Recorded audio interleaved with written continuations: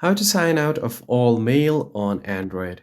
In this tutorial, I'm going to show you guys how you can easily sign out of your mail account on Android device.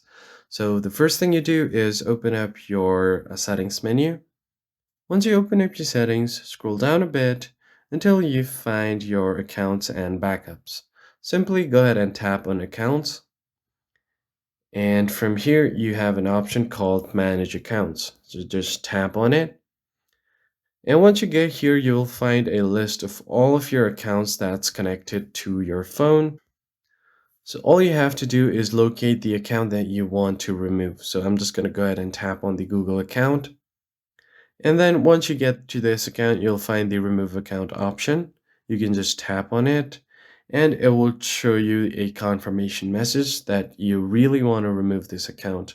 It will remove all of the messages, contacts, and other data from device as well. And if you still want to continue, tap on remove account and your account will be removed from your device.